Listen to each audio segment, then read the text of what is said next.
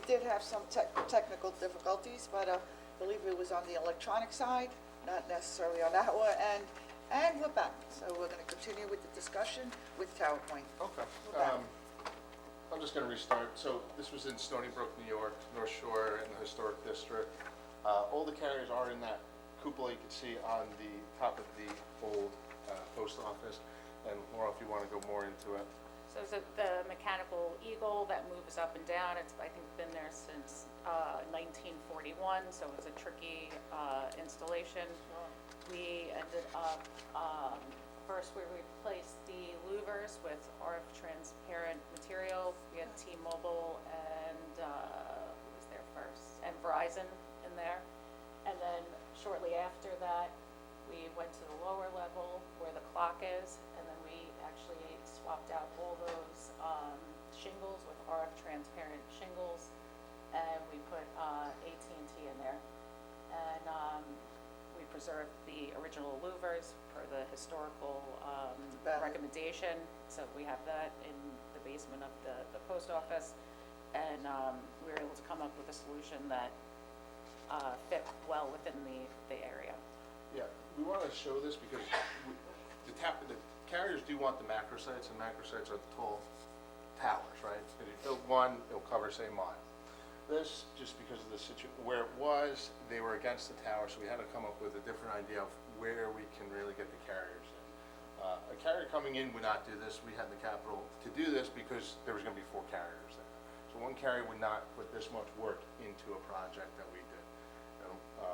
It was also a very unique situation because we have 2 carriers at the same rad center, which means at the same height. And RF engineers are always afraid of interference. And so we did multiple studies, and we were able to figure out how to keep them at one level to make most income and make sure that we provided cell service within that area for all carriers. And you bring up a good point, with small cells, they're trying to say, oh, everyone can go off one frequency or something. Carriers don't want that. They want their equipment to be separate from the competitor's equipment. So it is very unique that we got them on the same height, and we're able to prove that it wasn't an issue. Right. Next slide. This is Thomaston Village Hall. This is a stealth flagpole. You can see the wood antenna on top. That is for public communications. This is a 145-foot pole.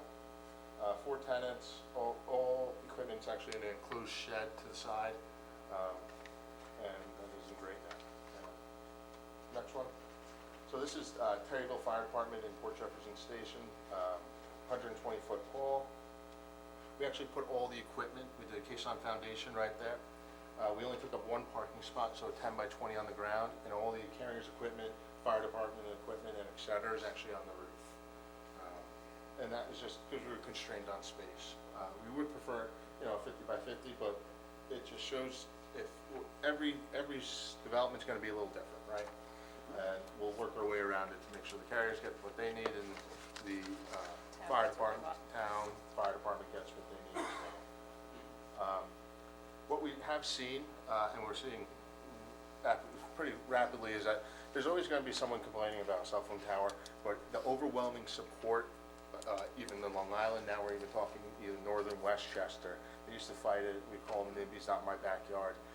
They're now coming back saying we want the cell towers. A lot has changed since COVID. Everyone's more remote. Most people have cut their landlines. Cell towers, there's always going to be someone complaining. You can do everything perfectly, but overwhelmingly, the majority of people do support this stuff, towers now. Okay, so what East End towns have that, or any in the surrounding area? You said Southampton? Mm-hmm. How many do they have? Right now on government land, so they're just getting into the game.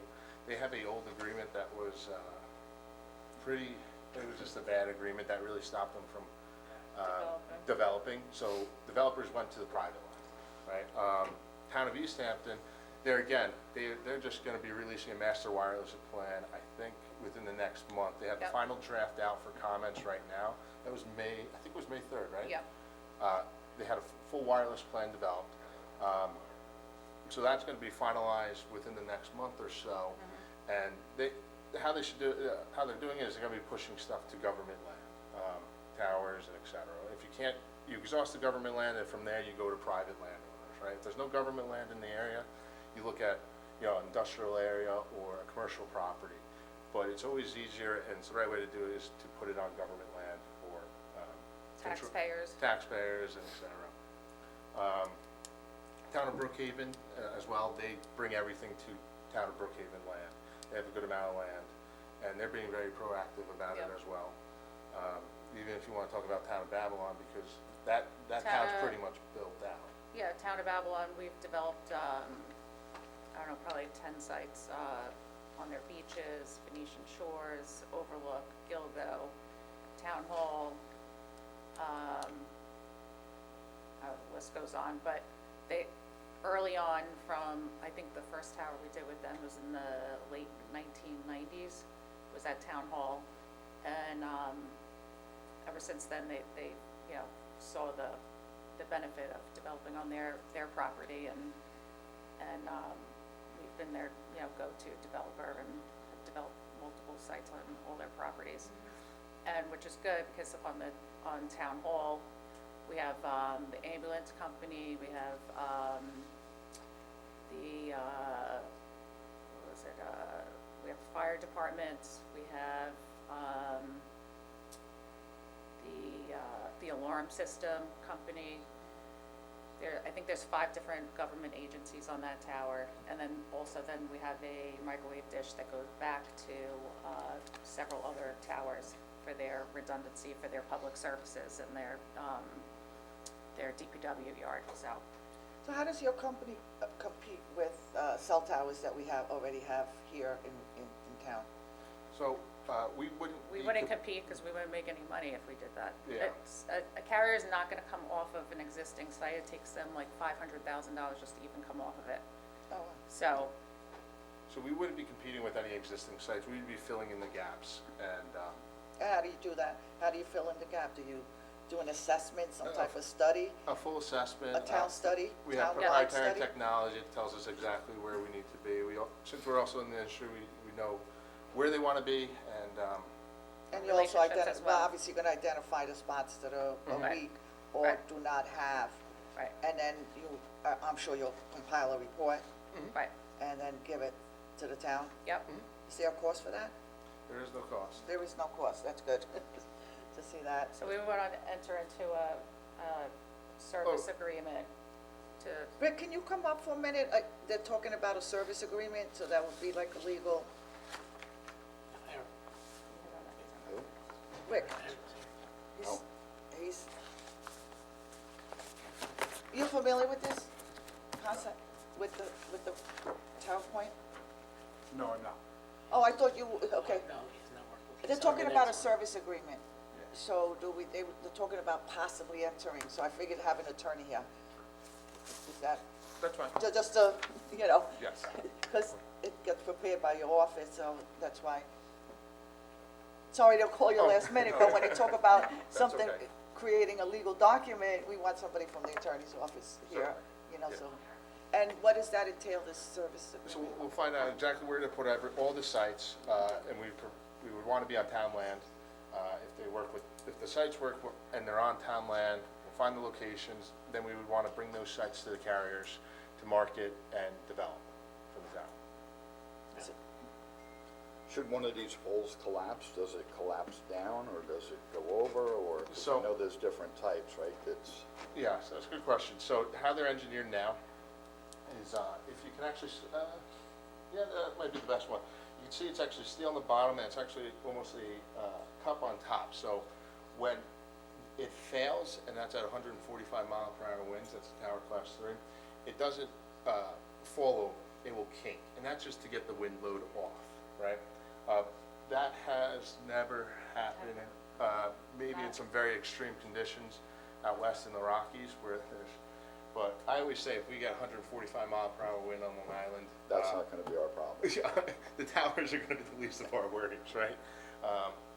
But yes, they don't fall over, and we show the engineering for it. It's very easy for us to get a variance because of how they're engineered, and they're over-engineered as well. we over-engineer them for emergency services. It's a higher standard. So we currently have on our water towers, we have cell, cell carriers. That's not gonna affect them that are there already, because that revenue goes to the water department, because they're using their property. You would build a standalone tower somewhere presumably would on not be town competing property. against And them. AT&T or Verizon wouldn't hop off of that and go to your tower because yours is higher, or? We Yeah. would not compete against them because it's not in our best interest financially. Yeah. They're But aren't already you looking paying to and bring they're- those carriers Oh, on well, your? there's We a wanna lot of gaps. fill in the gaps. Yeah. We don't wanna, So those Take them carriers off. have gaps.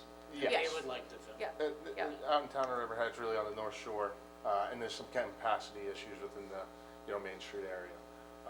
But, yes, if there's a water tower here, that is a site, that's a standing site. The carriers don't, even on Long Island, the capacity, and by capacity I mean there's too many people with devices, right? You might have 5 bars, but you can't even send a text, and that's because there's too many people on one site. So, the water towers are safe, that's not gonna be affected. We're filling in the gaps where it's here and there. Where the water tower, even if it can reach, it could be a capacity issue. My family, we've been in the industry for 35 years and no one's ever jumped off of another tower to come over to another tower. Yeah. It's They want just- both. They need both, They yeah. need Right, and we're not gonna develop something in some Can you area get that. Hubbard, can you get a signal on Hubbard Avenue where my phone drops all the time? Jay's Port. We write it down. Anyway, Yes, there's So- plenty of gaps here where the carriers are interested, they kind of say, hey, can you get this moving?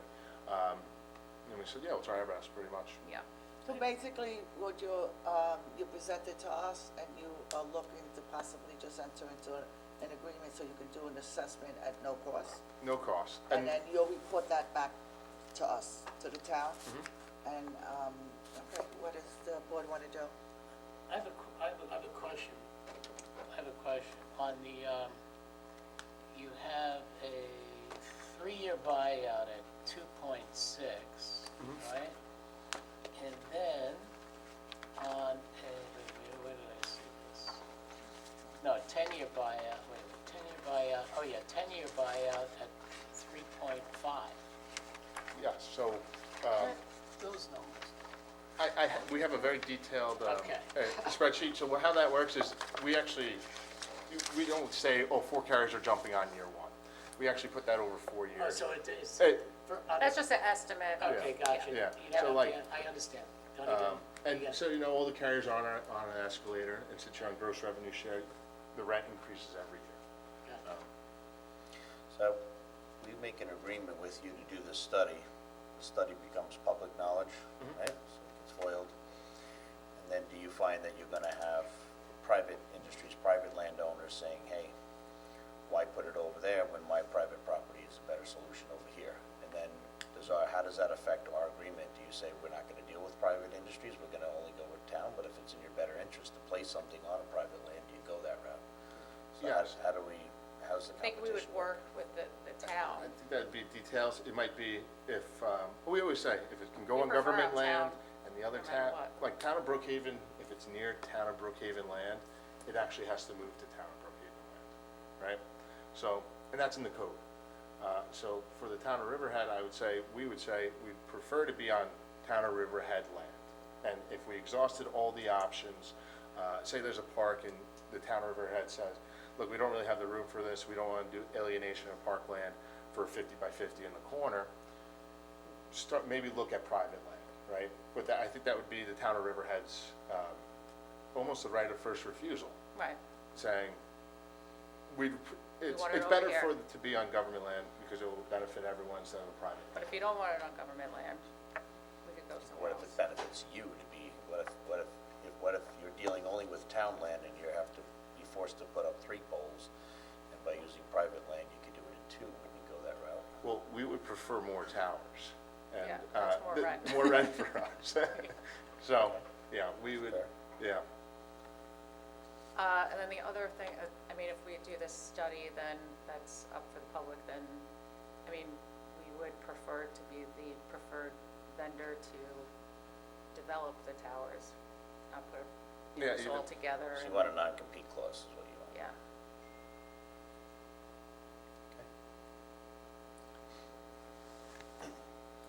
This is Oh, absolutely no cost to the town whatsoever. No cost except your time.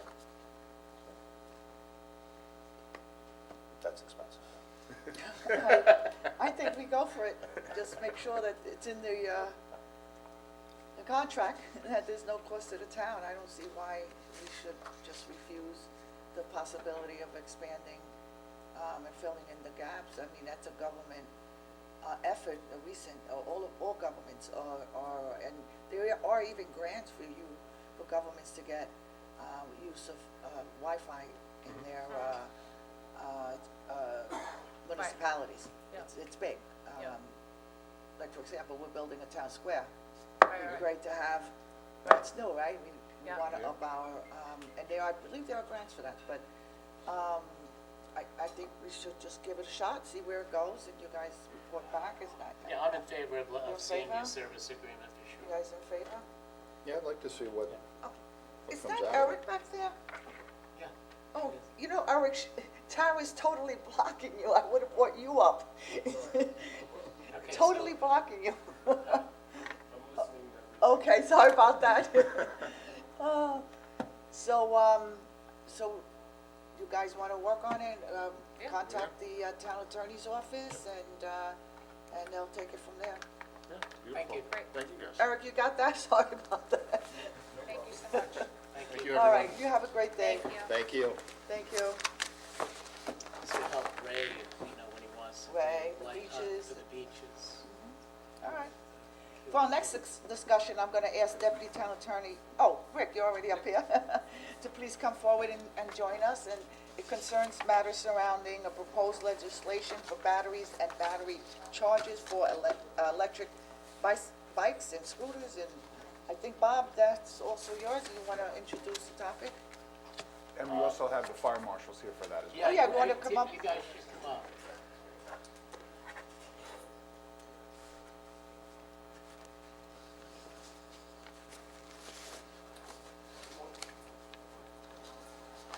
Good morning. Is this your first time at a town board meeting you've ever had? Well, recently, yeah. Recently?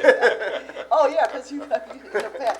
Well, anyway, I want to thank you for joining us, the fire marshals. We have Fire Marshal Smith here, and he's doing a great job, and welcome aboard. Never officially got to welcome you. I know I was on your interview, but I didn't get to officially, so, great, good luck. So what prompted this is the fact that we're building multi-story buildings for one. And looking at the fires not only in New York City, but across the country. And about 3 months ago, Rick and I were working on this, and we also were looking on Amazon and looking at the reviews of batteries that are labeled CE, which are from Europe, and not UL, which is certified by the US. And also, we were looking at the bad reviews, that the charges were overheating, like they were saying, don't buy it, it's overheating. Charges were sparking, and you can look on Amazon and see this. So that prompted us to start the code, then going to the fire marshals, and Fire Marshal Zidek said, yeah, they lost a house in Aquabog because there was a charger on a drone that was not the proper charger, and it caught fire and they lost the house. And then Andrew, you had an experience with the Samsung phone where they used a charger that was not, that didn't come with the Samsung phone, and that started a fire. It was on MTA bus or train? Yeah, this was on a train out in Patchogue. when I Yeah, was so working I'll let with you, those. and I think it's, and you see what's going on, and it's not just what you see in the city, it's going on across the country. We are also going to have a stiff fine, in the code, we have identified our zip codes that you cannot ship into any of the zip codes in the town. We're also in touch with our congressman to get on the Bureau of Standards. Like when you buy a refrigerator, it's not CE, it's not anything, it's UL. When you buy a dryer or a washing machine, it's UL. So they've dropped the ball on this on the federal level, and as far as I'm concerned, also the State Safety Commission has dropped the ball as well. So now we need to do this, so I'll let you guys go from here. Well, New York City just passed a similar code back in, I think it was April, because they've had the same issue. So that they're making everything that has to be sold for the electric bicycles and scooters to be UL, which is Underwriters Laboratory certified. So the big thing with UL is they manage and they test, but they also ensure that the safety features are there for the lithium ion. Things like battery management systems, they're protecting against thermal protection, short circuiting, overcharging. They also, the battery management systems, they regulate how fast it charges, or, you know, there's all kinds of stuff. They have, they look for charge interrupt devices, temperature. So, you know, high temperature could cause thermal runaway, stuff like that. So UL is big because they ensure the safety features of it. I think with downtown, we have a lot of type 5 construction, which is wood frame construction. And we're moving more towards this transient type of, you know, people where there's not going to be so many cars. Maybe they're going to get lithium ion scooters, and we just want to make sure it's safe when they're storing the stuff inside these buildings in our town. I know we also made a comment, we had like a catch-all to not just bikes and scooters, but any type of lithium ion thing, because as the technology evolves, there's all kinds of different stuff coming in. You know, I was working in the city, you could see all kinds of stuff, unicycles, all, you name it, they were riding around on it. And you know, New York City had some big problems with some, you know, illegal shops, stuff like that. Nassau County, they had a fatal fire last week, 4 people died in Chinatown. Wow. So, So it'll be illegal, we're making it illegal to sell anything that's not UL certified. To me, and why do you think the federal government, this is a huge failure on their part? What is UL? I guess you might want to tell. Underwriters Laboratory. Underwriters Laboratories, which is, they test comprehensively, they test electronic equipment for safety, and not everything that gets put before them is approved. And then that's why you see, like on a toaster, it'll have a big tag and it'll say UL on it, so it's Underwriters Laboratories. So they've gone through vigorous testing in the electric field, so. And I thank you for the catch-all, because it's really, really important. There's so many things. Why has this been a failure on the Bureau of Standards and New York's Public Safety Commission? Do you have any idea why this was not on their radar? I don't know. I mean, the technology is evolving very rapidly. I don't know if it's just, it's on their radar, but they can't move fast enough. I don't know. I think the majority has to do on internet orders, so there's not a control on who's buying what There's over that the there, internet yeah. and where they're coming from and where they're manufactured and made, and it's a price competition. And so it's more cost effective to build these things not UL certified, and so people are buying the cheapest product they can get, and then they plug it in at their home. Well, So I think that this code is very, very helpful in terms of preventing sales in the town, but we're still gonna have that issue of people purchasing things online through the internet because they think they're saving money, and they're bringing it home and plugging it in. well, to that, and that's a good point, but I want to make a point to that. There are chemicals that New York State will not allow you to use on your lawns. And I can tell you now, if you try to order it on any online, it will say, does not ship to this zip code. And that's where I challenge New York State Safety Commission, that they really need to get their act together, because we need to get this to the state. You cannot ship here, and we're gonna do that, and we're looking to do stiff fines. We're notifying these online retailers. I don't know how we're gonna do it through the state. We're gonna need your help through your associations with the state to make sure that they don't ship to New York State. They don't ship here.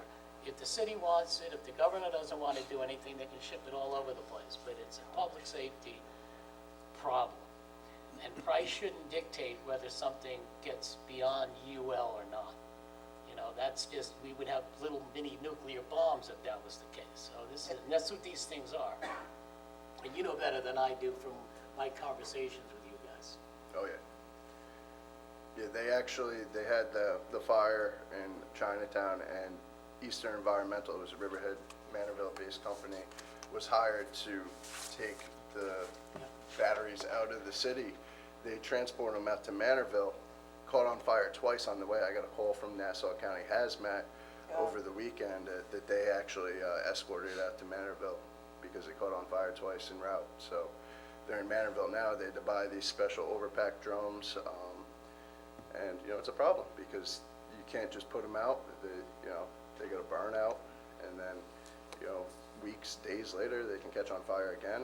So are we looking at this code revision as a first step to approach the state eventually and say, we've already taken precautions, we want you to get on board with this? Is this essentially what we're doing? We're changing our code. No, We I don't get have- that, but yeah. is that a first step? I mean, we're protecting the town of Riverhead through this code now, and then, eventually, I think, We need to get to the Yeah. state. I mean, this is the first step, because I'm gonna be relentless on this, because the state has failed, the feds have failed, and they shouldn't be failing, us like this. They wouldn't do it again with refrigerators, dryers, washing machines. You can't buy CE, because that's Europe, and you can't buy a refrigerator from China because it's cheaper and it's not UL certified. They won't allow it. So they just, Do other towns have this? I probably Maybe not. they should, if and they I don't, maybe they should wake up too. Well, maybe they will when they get some fires. I have no idea, but we're on it, and thank you so much for all your work, and thanks for calling me on what was going on in Nunavut the other day, yeah, no problem. staying on it. Okay. So tell me how the code relates to furnished, like in terms of hotels that are furnishing items that may not be UL certified, the liability there. I'm not a proponent of bed and breakfasts and Airbnb, but we know they exist in here and we're battling them. And so when somebody rents a home and has these things in there, does this code set liability towards the owner if there's a fire and somebody's renting an Airbnb? How does it affect them if there's an injury at place? For this just restricts the sale, lease, rent. So if they're renting it, then it would cover them as well. Yeah, 'cause that's distribution, which is kind of a vague word in terms of if I'm sitting and I'm renting an Airbnb and there's lights and so forth in there, or there's a scooter that they say take down to the water, things like that. Is that considered being distributed by the owners of an Airbnb? Where's the distribution line? How do we address that so that we can put language in there to cover? Because we really need to be, broad-based, but covering specific. How do we make a catch-all for that? Rick, can we do that, or what do you think? It's tough because it's not being specifically rented for that, but we could try to see what we could do to cover people that will, I guess, That's a good point. give it out. Okay, All right. well, thank you guys, be safe out there. All right, thank you.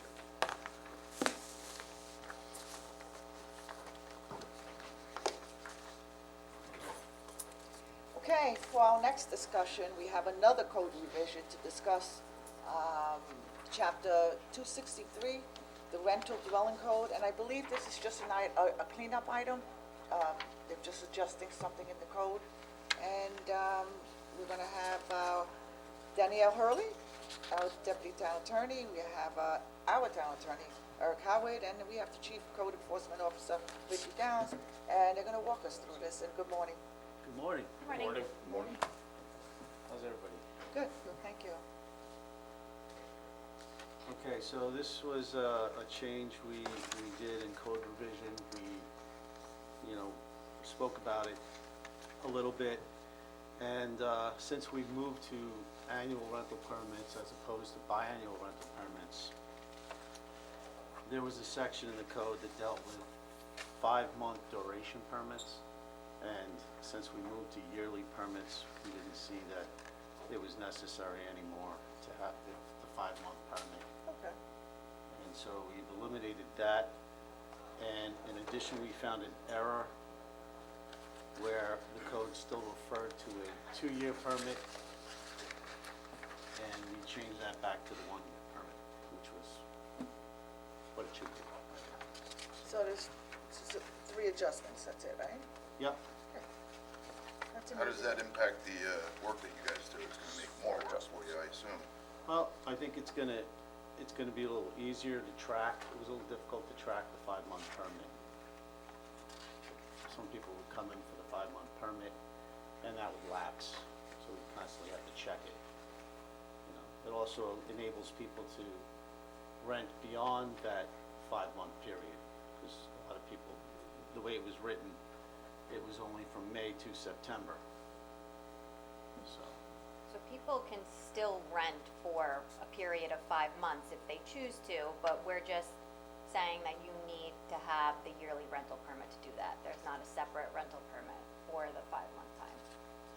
But it also cleans up an issue where if a permit application for one of the 5-month permits is submitted in April and we can't get a code enforcement officer out there to inspect the property, or somehow the application's deficient and the applicant needs to get more documents, provide more information, it doesn't cut into their 5-month permit window anymore.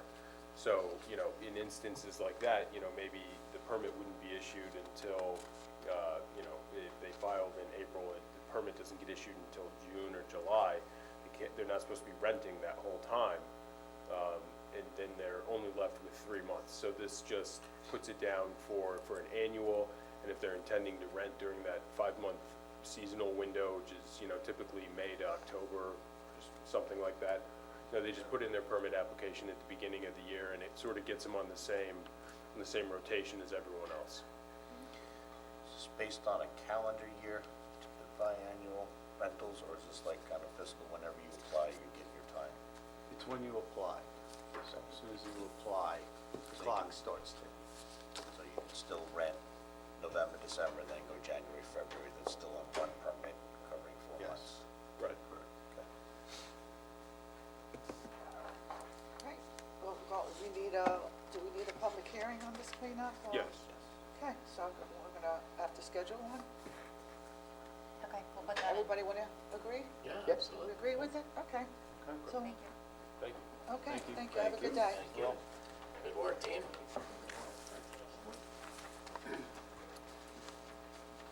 Okay. Next, we're gonna have our town engineer, Drew Dillingham, is he here? Rudy's just a couple minutes out, but Dawn is here and she can Okay. get started.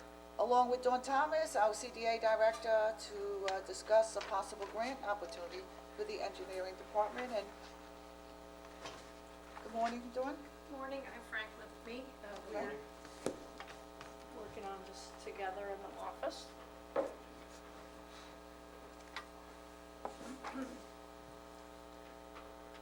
So this one is a green innovation grant through DEC, which would be required to be filed by July 28th. Per the CFA. So we have a few that we're working on, some that we were working on last year already that we're refiling again this year. Tony, if you could get closer to the mics, they can't. Oh, sorry. So there's a number of grants that'll be going in by the end of July, for a bunch of different things. Biosolids, which you guys are aware of, potentially this grant, which Drew can explain the program about, what the program's about, the playground, through parks, and, The Meeting House Creek Meeting watershed. House Creek watershed, which you'll see coming up, that's Drew's project also. There's some gap in funding there we're trying to patch in. Yeah, we'd like to do these as soon as we can because we don't want to wait till July 28th. We like to try to do it before that in case there's any issues with computers going down, things like that. Yeah, we always make the deadline a week earlier than it actually is, because sometimes the system that receives the application also gets overloaded, and then it gets, so then we would have, if we can't get it in, it doesn't matter. If their system is down, they don't care. And then we have to, we've wasted a lot of time working on something that we can't submit. So we just, as a policy, have in the office, we submit a week early. So, but this project, the way, and Drew can explain to you more, relates to the food scraps program. So he's looking for some equipment to expand and enhance that program. Do we have any idea since that started, how many pounds we've gotten in what time frame? And we're gonna buy it, how much is a payload over, it's gotta be over $100,000. It's Drew's project. Okay. This is, this is the way it works. The department head has a project, they know what their project is. We have understanding of the project, but we know what the grant requires. So that's what we do with them. And they give us all the details, so those details will be in his head because we already have too much stuff stuffed in our heads. And should we be awarded for this? It's about a 3 to 5 year wait. So. Oh, really? Yeah, it's nothing that's going to be, immediate. Immediate. So, And so there is a 50% match yeah. that's required, so the board would have to commit per resolution to that match. The good news is it could be budgeted for, because we do have some time, so we can let Drew explain the rest of it. And there may be a possibility we can purchase off a state contract, so then we wouldn't have to go out to bid, so that would speed things up a little bit, but Okay. depending on if it's available. That's how it worked with the senior buses, they were Mhm. just on Yeah. state contract, State we were able to contract. just order them off of Okay. state Yeah. contract. Where's Devin?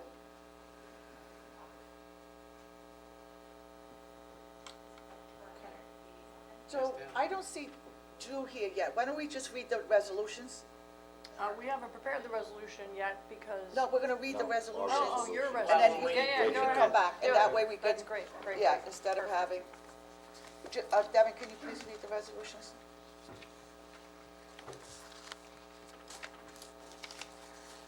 Okay, Everybody ready? yes. Okay, resolution number 1, appoints a call-in park attendant 2 to the Recreation Department. Number 2, establishes standard workday for elected and appointed officials. Number 3, appoints a call-in recreation leader to the Recreation Department. Number 4, appoints a call-in recreation aide 1 to the Recreation Department. Number 5, grants special permit for 120 Edwards Avenue, Do Well Propane, propane storage facility, 120 Edwards Avenue, Calverton, New York, Suffolk County Tax Map Number 600-137-1-7. Number 6, resolution to authorize lease landfill to CVE North America, Inc., subject to permissive referendum. Number 7, resolution calling public hearing regarding extension of the Riverhead Sewer District to include 1418 Pulaski Street, 1535 Old Country Road, Riverhead. Number 8, amends terms for John Flynn, Assistant Water District Superintendent. Number 9, appoints a seasonal beach attendant to the Recreation Department. Number 10, appoints a seasonal beach attendant to the Recreation Department. Number 11, authorizes supervisor to execute an addendum to the temporary use license agreement with Island Exterior Fabricators. Number 12, rescinds resolution number 2023-401, which appointed a homemaker to the Seniors Department. Number 13, appoints a call-in recreation aide to the Recreation Department. Number 14, grants a special permit 740 Main Road to establish a professional medical office, 740 Main Road, Aquabog, New York, Suffolk County Tax Map Number 600-67-2-16.4. Number 15, authorizes the town clerk to publish and post bid for large meter replacements for the Riverhead Water District. Number 16, extends bid nunc-pro-tunc for charter buses. Number 17, ratifies the appointment of a seasonal lifeguard to the Recreation Department. Number 18, ratifies the approval of the fireworks application for Riverhead bid. Number 19, Sewer District Capital Project Number 82230, Car Wash Budget Adjustment. Number 20, approves fireworks application for Jamesport Fire Department, July 22nd, 2023. Number 21, approves special event Chapter 255 application for Jamesport Fire Department, Fireman's Annual Bazaar Carnival. Number 22, authorizes town clerk to publish and post a public notice for a public hearing regarding an alleged unsafe structure located at 16 Doris Avenue, Riverhead, Suffolk County, New York, Suffolk County Tax Map Number 600-105-245 pursuant to Chapter 217, Part 4 of the Riverhead Town Code. Number 23, approves special event Chapter 255 application for Chicken Kids consignment sale. Number 24, amends Resolution 2023-430. Number 25, approves fireworks application for Bating Hollow Club, July 15th, 2023. Number 26, appoints a seasonal water safety instructor to the Recreation Department. Number 27, appoints a seasonal water safety instructor to the Recreation Department. Number 28, accepts the retirement of a wastewater treatment plant operator 2. Number 29, Water District Capital Project Number 82319, Merritt's Creek Townhouses budget adoption. Number 30, appoints a seasonal registered nurse to the Recreation Department. Number 31, appoints a seasonal beach manager to the Recreation Department.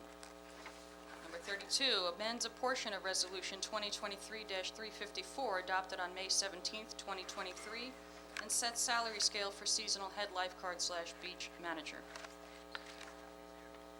Number 33, awards bid for disposal and recycling of municipal solid waste. Number 34, rejects bids for residential solid waste collection and disposal service for the Riverhead Refuse and Garbage District. Number 35, authorizes the supervisor to execute covenants and restrictions for Suffolk County Tax Map Number 600-14-148. And that's it. That's great. Thank you, Devin. And we're going to continue with the conversation with our town engineer has joined us. Drew, you have to take it from here, please. Good morning, Joe. How are you? Good. Morning, sir. Good. How are you? So, I don't know how far I'm going with that. We gotta wait through it because there's public hearing to speak into the matter. Everyone can hear me. Okay, good. Speak. Thank you.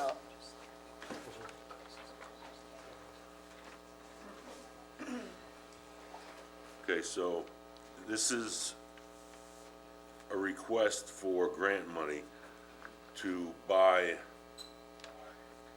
a payloader and also for supplies for next year for our compost operations. The way I understand the grant works is it's a 50% match, but it includes everything to do with the compost operations for the next year.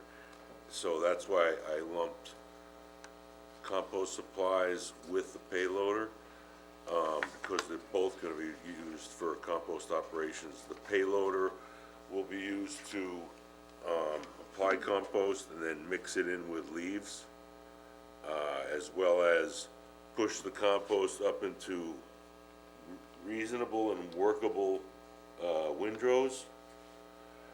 So that's how we can justify that it's going to be used for composting, because the one that we have now is past its last legs.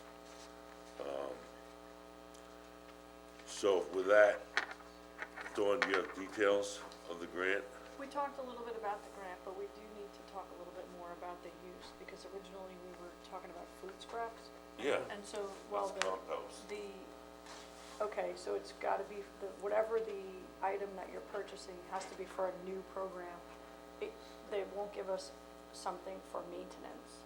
So for instance, if it's a replacement of an existing item, there may be an issue with that. So technically, the compost or the payloader would be for a new program that requires a new piece of equipment to make it happen. That would be the only concern I have about that. Just generally, that's the way they work. They never give grants for it. Well, the The food food scraps scraps is a new Right, so program. that piece of work, that piece of equipment, if needed for the food scraps program, would be entirely dedicated to that program, couldn't be used for anything else, per their email to us, so. That's fine. Yeah, no, it's fine, it's Yeah. just whatever. So that's it would have to go through that rather than a compost. I have a question on the For a time frame, project. though. He's saying he needs it for next year, and you said earlier it could be up to 5 years out. Yeah. Right. So how are we I rectifying that? understand that. If this is the only way that we can get it is through a grant, and this is the only available grant, we're gonna have to wait. The match is 50%, so the total program cost is around 300, so the match would be Right. around 150. Right. And that's what we would want to commit to in the resolution that authorizes the application. How What does is the program that Mark Hobner and the Environmental Committee are engaged in with the state, Clean Energy, how does that play into this? I mean, we have a ranking based on some of the initiatives going forward? Does that help or hinder with the application process? It always helps. Okay. It always helps. What we're doing and what Drew and Jason are working on is always great. It's been Clean energy lauded, communities? yeah, lauded as a, you know, a great project. So that's always helpful to us in the applications. We will repeatedly say that throughout the document. But I think, you know, the downside is you need it quicker, but the upside is you can budget for the match too. So that's another, Right.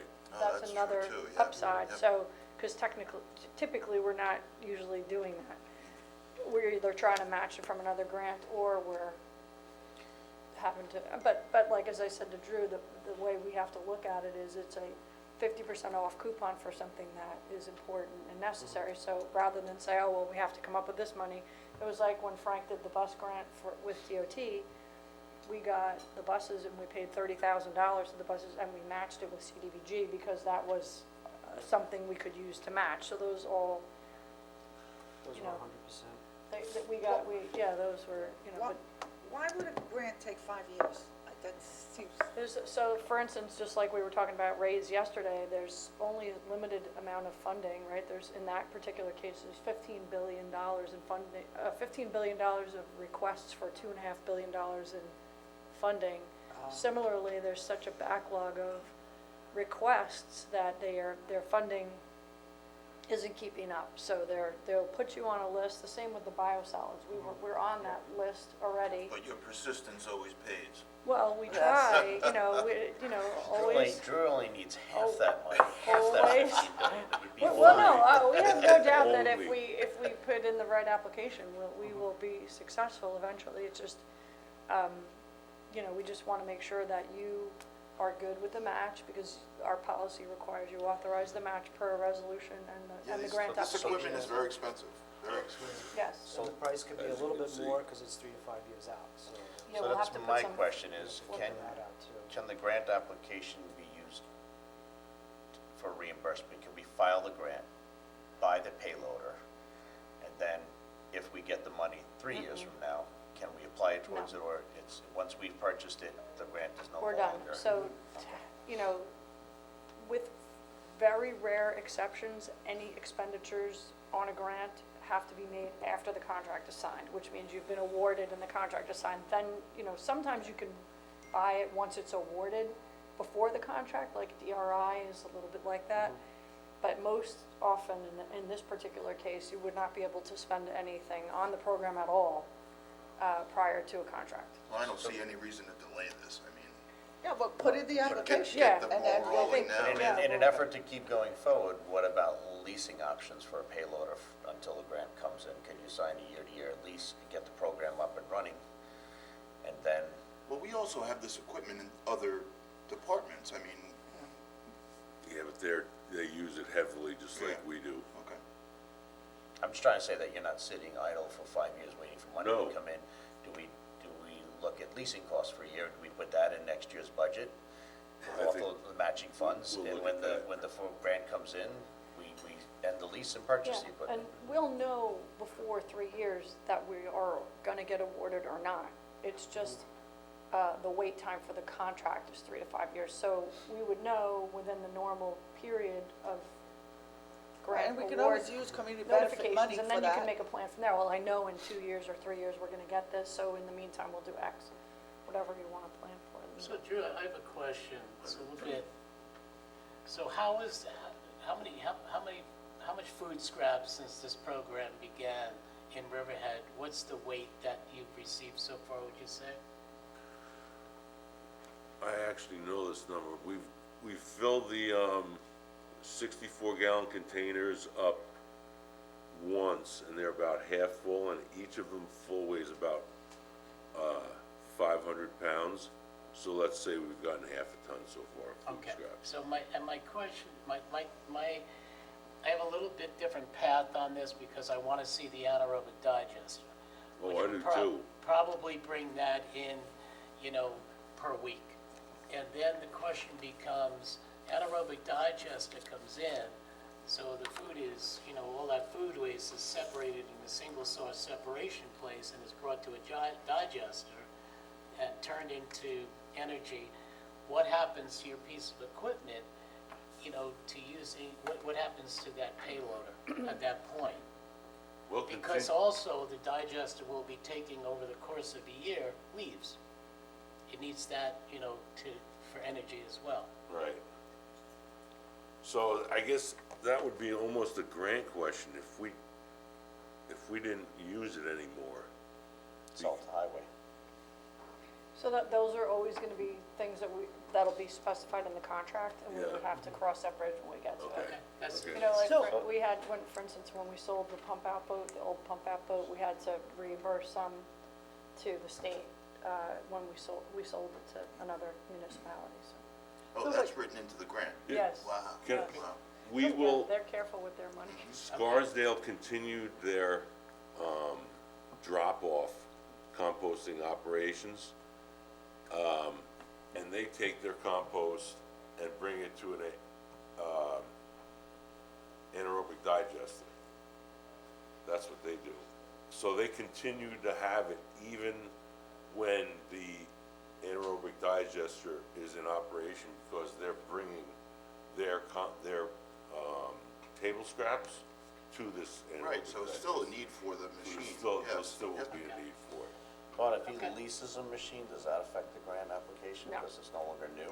Nope. It's not a new program, or it's just new equipment? Well, if you lease Yeah, it, and, if it's just as a patch-in, I think that kinda helps the grant application, because we would be saying that, we don't have the funding to purchase it, and this is the annual cost for the lease, and it would be much more cost-effective and help the program if we owned it. So I think, Drew, that's, at least planning, while we're waiting for a grant, that should be in next year's budget. Oh, the leasing definitely. cost for the No, grant. we This will. way the project goes forward, right? And it's continuing, and then we do better. Maybe there's even a Get it right. buyout on the lease, and we get it Yeah. for cheaper or something. well, that's, yeah, at least, I don't know how leases work for heavy equipment, only for vehicles. So you need the payloader now? Yeah, we've needed it. Okay. And then we're not gonna hear from 3 to 5 years, we're not gonna get any. We'll hear before the 3 to 5 years, we just won't have a contract for 3 to 5 years currently, based on there. And, things could change in the interim, they could get caught up or something, or get more funding, and then that would advance that timeline, but that's what they're telling us now. What will you use the payloader for now? Exactly what I described before. Just, To mix compost in with, leaves, to put the compost on the soil itself and then mix it in. And to, all the yard waste that comes into the yard waste facility, make windrows out of it and push it up so that more residents can come in and there's more room. They can Yeah, put it's just their stuff managing on the top. space and then That's it. incorporating all the materials. That's it. Yeah. and true, residents can get the soil. Absolutely. I That's, don't, I don't think a lot of them know that, so they can well, kind of pick it. we're not nearly there. And not to Oh, that okay. point yet, but that's, We that's can bring the a end pail game. right now. 2 years away. No, it's definitely gonna be available to residents. Okay. Southolds does the same thing and produces, compost, and they actually sell theirs.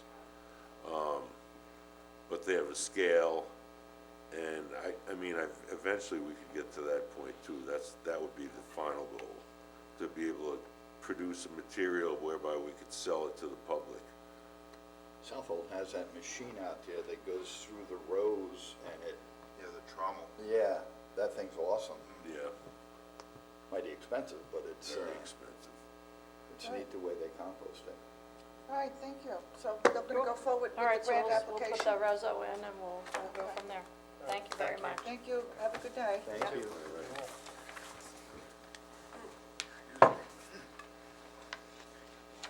Okay, in a moment, I'm gonna ask for a first and a second to go into executive session to discuss the following: matters surrounding possible agreement between the town of Riverhead and Island Environmental Services, and that will be with Dillingham. In addition, matters surrounding change in status of an employee, and that will also be with Dillingham. And then legal, matters surrounding legal status of 1396 West Main Street, and I think there was something else added Yeah, this on the personnel at 9:50 this morning. We also added matters surrounding change of status of 3 employees, and I'll be with myself. Thank you, everyone. Hope to see you at the fireworks Friday, 9 o'clock, and Alive at 25 starts at 5 p.m.